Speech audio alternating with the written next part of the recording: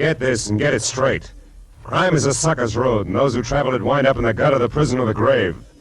This time, everything that happened, from the orange-haired man with a map, past the oaf with a pitchfork to the body at the covered bridge, was wrong. Dead wrong. From the pen of Raymond Chandler, outstanding author of crime fiction, comes his most famous character in The Adventures of Philip Marlowe.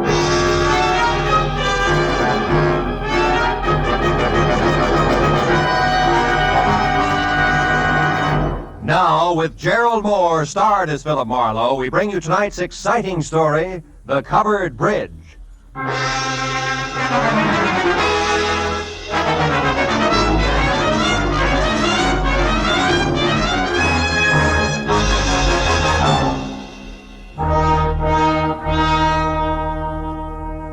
know, every once in a while, into the life of one Philip Marlowe, a little peace and quiet must fall. A day marked by neither murder nor mayhem. No phone calls. Just nothing. I was just beginning to like it, too, when the door opened and a head full of slick orange hair walked in. It was on a man wearing a new flannel suit, a hand-painted tie, and a reckless grin. He shoved the telephone out of his way, sat down on the corner of my desk, and sized me up with a pair of careful gray eyes. Got a proposition for you, laddie. Tell me about it. Let you know if I'm interested. You should be. There's good money in it. It's not always the answer. Go ahead. You got a good car? Good enough. I don't keep it in the office. You like Mexico? Look, is this a social call or a quiz program? Well, this is business. I asked you a question. Yeah, I like Mexico. I don't like you. Well, that's good, because you're going to drive a couple of friends of me down there. Name your price. Not interested. $1,000? Not interested. That's too bad. Would have been nicer to work this out without a gun. Listen, you two big Talk jerk. easy, laddie. This gun is bigger than both of us. Are you going to drive across the Mexican border tonight with 3 passengers? And there won't be any difficult questions, because you were the well-known Senor Philip Marlowe, a respectable private detective. Somewhere below the border, your fellow travelers will catch a boat. But this you don't have to worry about. Now, look, just a minute. Look, laddie, I came to you for several reasons, one of which is that you're smart enough to know when to quit fighting the problem. We gotta make a stop first, so let's go. And leave your artillery in the drawer. Come on. Yeah, sure. Since I'm now an old pal of yours, what do I call you? You pick it. Believe me, you won't like it. How about George? You like George? Not particularly. Good. Just call me George. Let's go, Marlowe.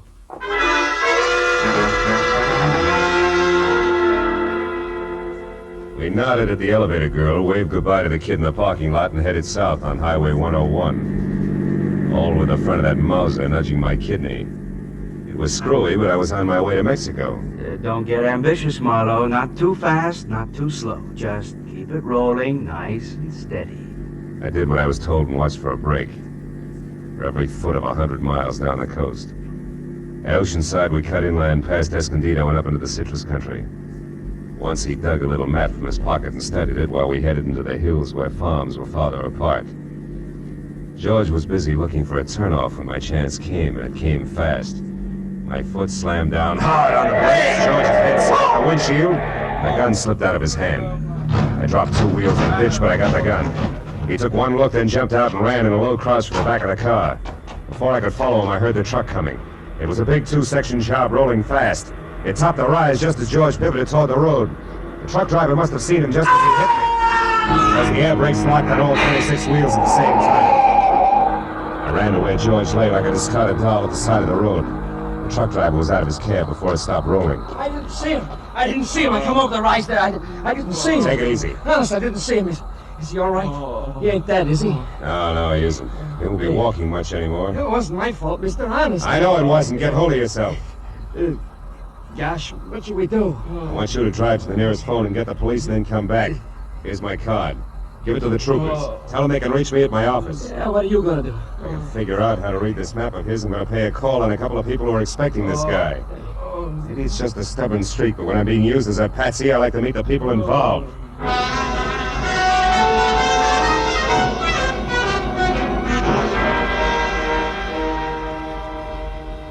As I drove, I studied the map, and 2 miles down the highway, I found the first landmark, a dead tree. There I left the highway and followed a rocky trail 7 corkscrew miles up a canyon to the next landmark, a bridge. One that looked like it had been lifted out of some rustic Connecticut woods and dropped across the California gorge purely by mistake. Because it was covered complete to roof and walls and made entirely of lumber. And on the hill beyond was a lonely house where the trail marked on the map ended. I drove slowly through the sagging wood tunnel and at the other end deliberately killed my motor. Then I got out, raised the hood, and went to work on the distributor. I don't know where he came from, but when I glanced up, he was standing there watching me. A bull in overalls with a pitchfork clenched in a pair of hands as thick as $4 stakes. We didn't like each other's looks. You picked a bad place for trouble, mister. That's so. Why? Nobody almost never comes up this road, especially strangers. How come you took it? Really want to know, or are you just killing time? I wouldn't be too smart if I was you, mister. You live in that house up there? No, not anymore. I got canned for drinking. But why are you so interested in that place? The only farm around here. Maybe they got a mechanic. Yeah, maybe. Where'd you say you were from? L.A. Los Angeles, huh? You real sure you don't know anybody up there on the hill? Like who, for instance? A certain party who took a trip to L.A. not so long ago. And another thing, city boy. Don't get out of line or I'll fix you good. Understand?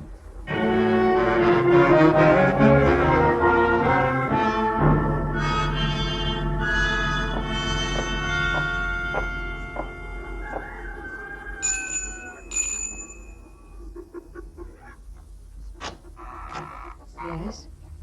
Oh, yes. Now, I mean, how do you do? You want something? Yes, my car stalled at the bottom of the hill. Dolly, who is it? Who's there? A man, Uncle Walter. He says his car broke down. What's that?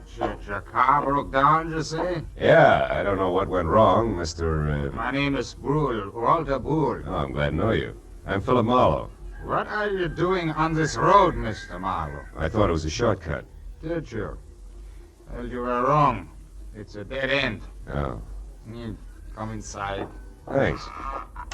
Look, Mr. Brule, I'd like to have somebody who knows motors come down and look at my car, huh? Mm-hmm.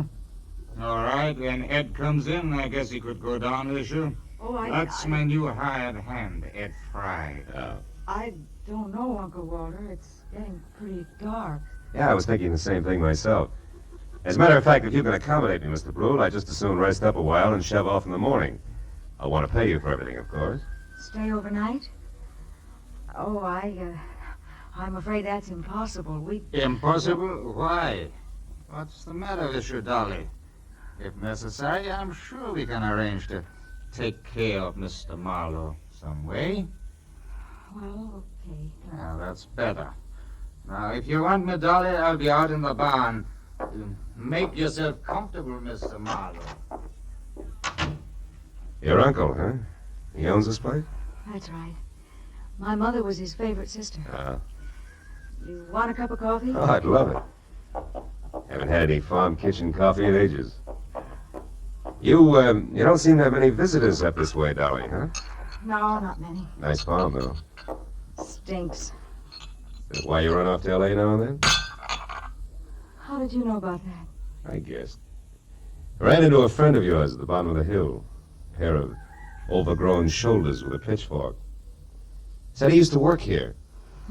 Him. He did up until a month ago. That's Noah Bickman. Big dumb goof.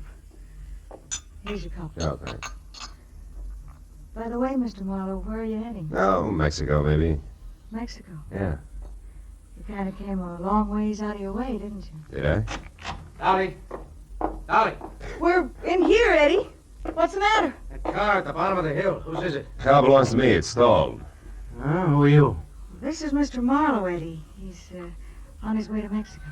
Well, you don't say. And since his car broke down so late, he may stay all night. Uncle Walter said it'd be all right. Is that a fact? I'll go get some blankets, Eddie, so you can take them up to the spare room for Mr. Marlowe. Okay, Dolly. Mr. Marlowe, huh? Where you from, Mr. Marlowe? L.A. You? Points east. You know, this road don't go to Mexico, Marlowe. In fact, it stops about a mile up the draw here. Kind of funny that you wound up on it, isn't it? I don't see you breaking up over it, Eddie. Don't let my poker face throw you, pal. Traveling alone, are you? I am now. Meaning what? That there's nobody with me. That's simple, isn't it? Not in my book, pal. I might even want you to draw me a picture of that one. Here's the blankets, Eddie. Sheet and pillowcase. Oh, okay, it's fine. Come on upstairs, Marlowe. I'll show you the room. You want me to go with you and make the bed? No, you stay here and put up some more coffee, Dolly. All right. Hunch, I may want lots of it tonight. Let's go, Marlowe. Right behind you, Eddie. How's the weather been in L.A.? Some might call it hot. Uh-huh. Get the door, will you? Sure.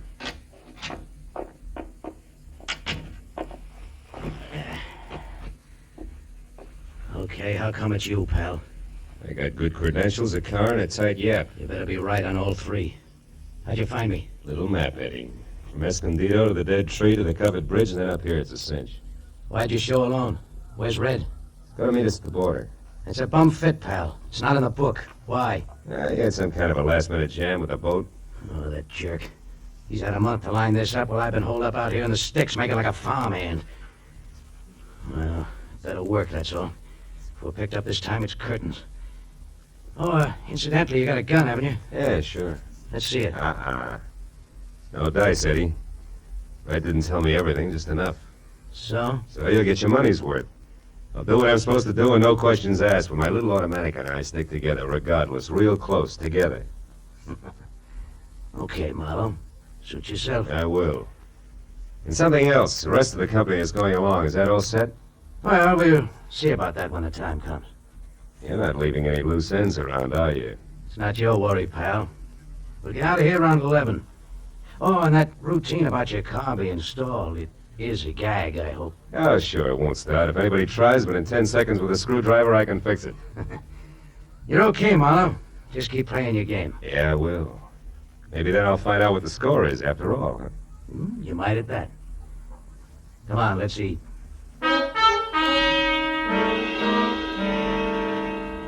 Dinner at the Brule farm was as loaded with gay chatter as a bad case of lockjaw. And when it was over, the participants scattered like everybody else was contagious.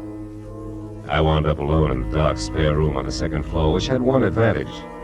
Windows that viewed both the front and the rear. The moon was bright, so I didn't bother with a lamp.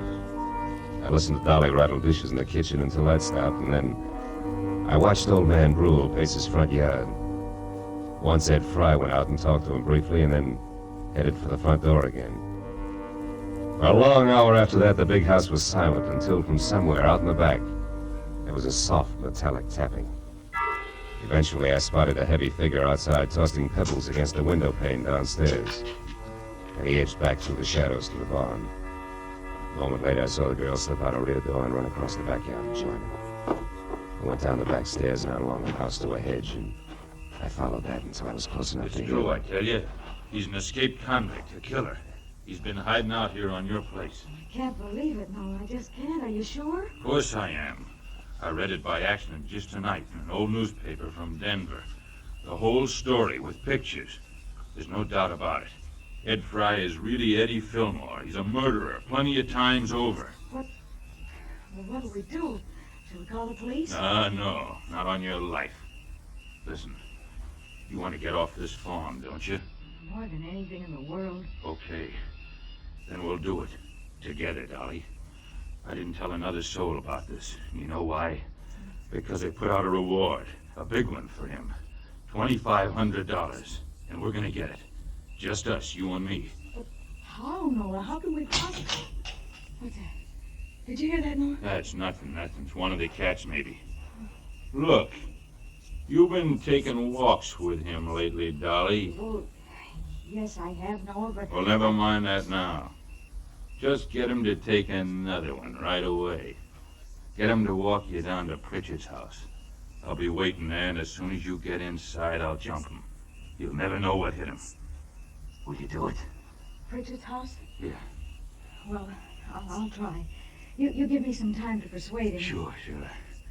Oh, I knew you'd see things my way, honey. No. Boy, with that reward money, there'll be no stopping us. You better go in now before they miss you. Okay. I'll get him there just as soon as I can. Hey, Bigman. What? Who's there? Marlowe. Listen, I gotta You talk were to you. here listening all the time, weren't you? Yeah, and believe me, you're making a mistake.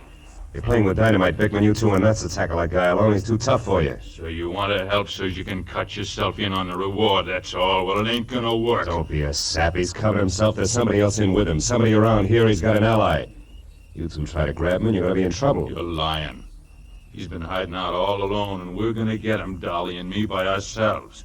And if you try to horn in, mister, so help me, I'll beat your brains. Cut it out. Reward or no reward, you gotta listen to me. I got you nothing. No!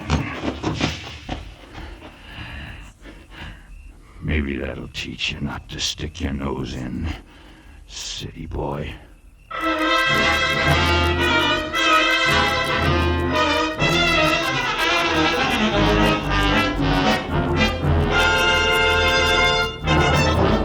In just a moment, the second act of Philip Marlowe. But first, Fred Allen's first appearance on the CBS Jack Benny Show. Al Jolson sings, but the face is Charlie McCarthy's. Andy of Amos and Andy goes on trial for deserting his bride by mistake. Those are three headlines that guarantee you a world of fun on CBS tomorrow night. Yes, this third Sunday of the new year will be an all-time high in radio entertainment. Hear them all on CBS tomorrow night. Now with our star, Gerald Mohr, we return to the second act of Philip Marlowe and tonight's story, The Covered Bridge.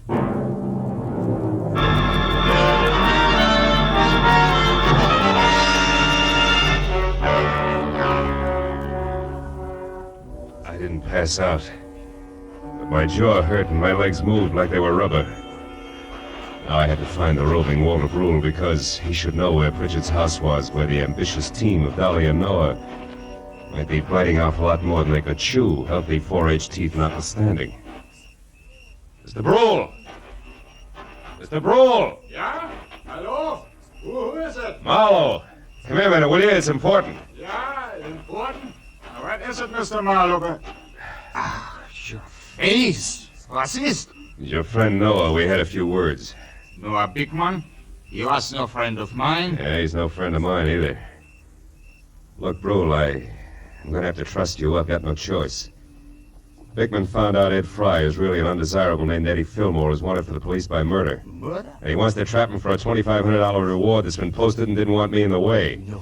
Now look, I'm not a passing tourist with motor trouble, but a private detective. Tell me, who is Pritchard and where does he live? Richard, where does he live? Mr. Marlowe, somebody has been making a joke on you. Elihu Pritchard died 20 years ago. He lived right in this house where I do today. This is Pritchard's house here? Oh, Pritchard's house? No, that is down the road near your car. The covered bridge. That is Pritchard's house. The bridge? Yeah, you see, Elihu Pritchard was from New England, and he had a covered bridge on his farm there, so he wanted one here. He built it himself day by day, a board here, a nail there. Oh, and since he spent so much time at it, people call the bridge his house, is that it? Yeah, exactly. But then, why is it important? Because of a meeting, Mr. Brule, a get-together that I don't think is going to be on the quiet side. Let me borrow your flashlight, will you? Sure. Now get back inside and call the police. But what are you going to do? Reinforce the reward Happy Sweethearts and keep an eye out for someone I haven't met yet. A third party Eddie Fillmore plans to tour Mexico with.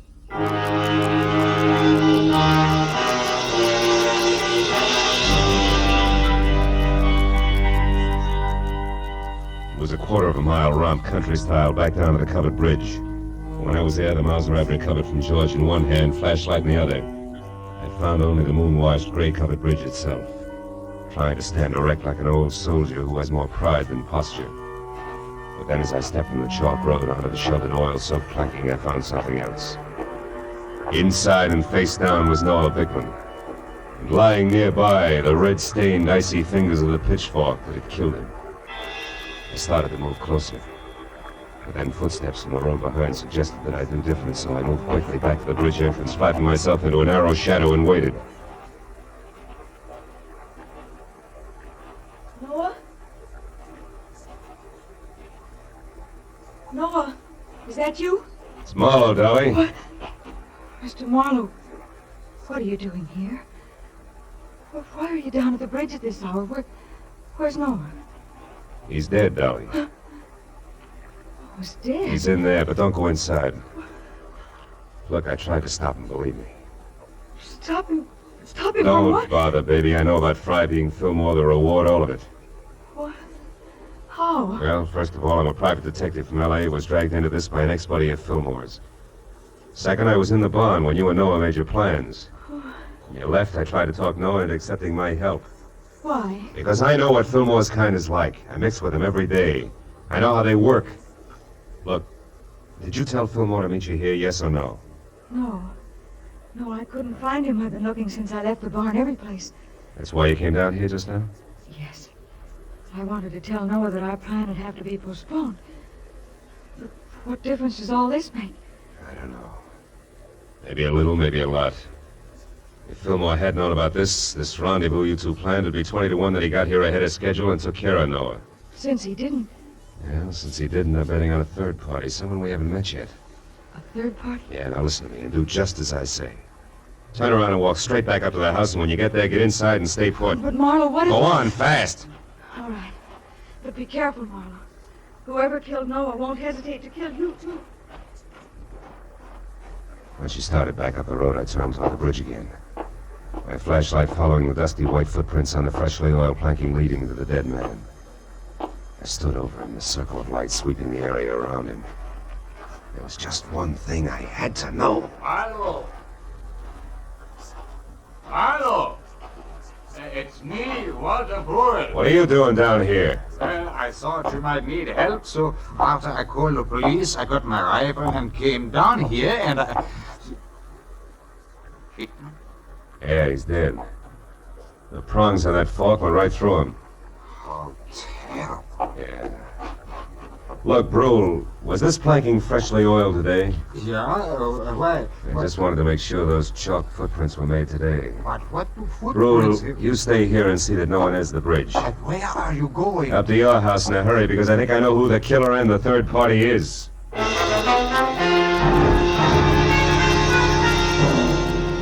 City-bred legs and smog-fed lungs, I made it up to the house in record time.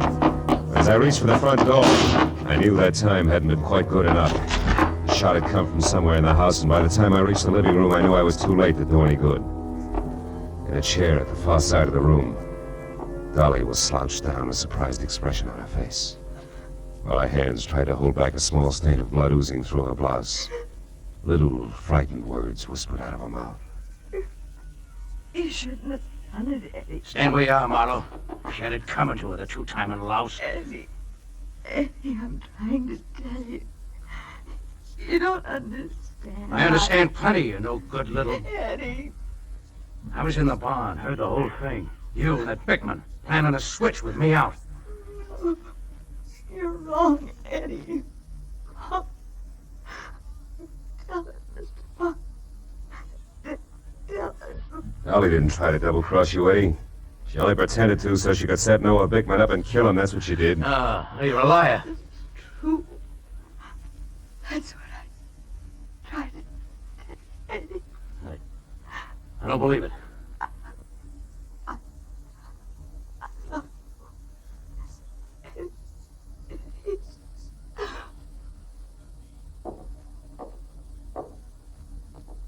Dolly.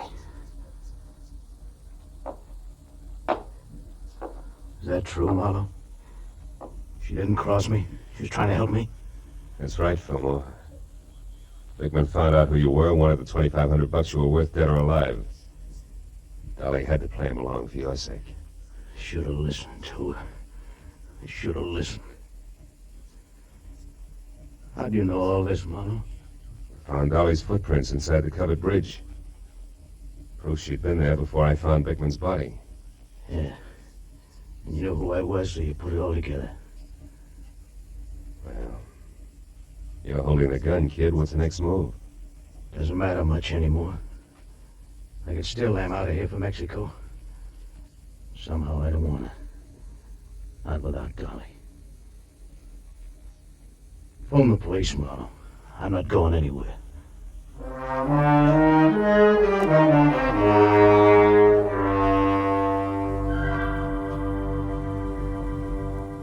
was several hours before the county police and Eddie Fillmore had gone. Walter Bruin and I sat at the long wooden table watching the light from the fire dance across the hanging skillets and pans by the grate. And nobody said anything for a long time.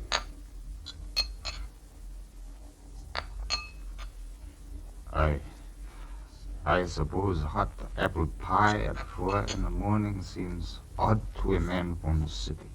Not at all. 4 in the morning is sometimes the middle of the day in the city. Yeah. More coffee, Mr. Marlowe? Yeah, please. Thanks. You know, Dolly wasn't really a bad girl. It was just that sometimes she didn't think, and... A woman who loves like that doesn't think, Mr. Brule. She just feels. Maybe in some way it is my fault, the whole thing. No. It's nobody's fault, Mr. Brule. She was trying to do the right thing for the guy she loved. Yeah. Well, your bed is still ready if you care to stay. Oh, thanks. Sure, I'd like to. If you can find your own way up, I think I'll sit here just a minute longer. Sure. Night. Good night, Mr. Marlowe.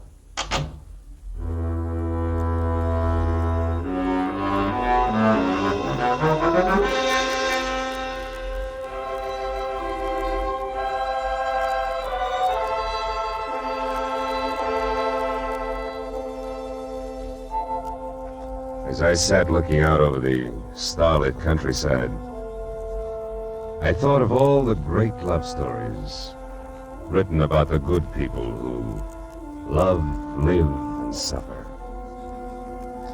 And then the pathetic face of Dolly and the pain-racked face of Eddie said, "What about us?" And I had no answer. Yeah, chalk up another one, Marlowe.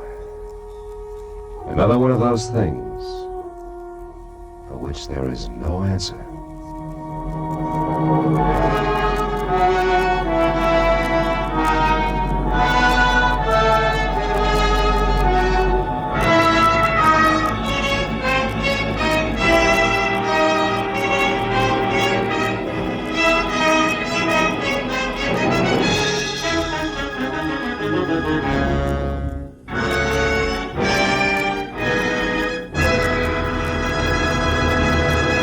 The Adventures of Philip Marlowe, bringing you Raymond Chandler's most famous character, star Gerald Mohr, are produced and directed by Norman MacDonald and are written for radio by Robert Mitchell and Gene Levitt. Featured in the cast were Vivi Janis, Ben Wright, Jack Moyles, Wilms Herbert, Jack Crucian, and Barney Phillips. The special music is composed and conducted by Richard Arunt. Be sure and be with us again next week when Philip Marlowe says... This time a twisted mind, a hole cut in a wire fence, and a corpse in a storeroom. All added up to freedom. But only for the one who had it coming.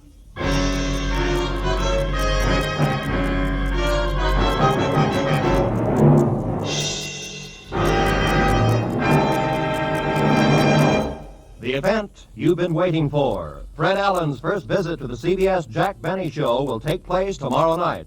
Yes, the most famous guest appearance in radio, the Fred Allen Jack Benny Act, will be heard on all of the CBS stations tomorrow night. This is Roy Rowan speaking. Now, stay tuned for Gangbusters, which follows over most of these same CBS stations. This is CBS, the Columbia Broadcasting System.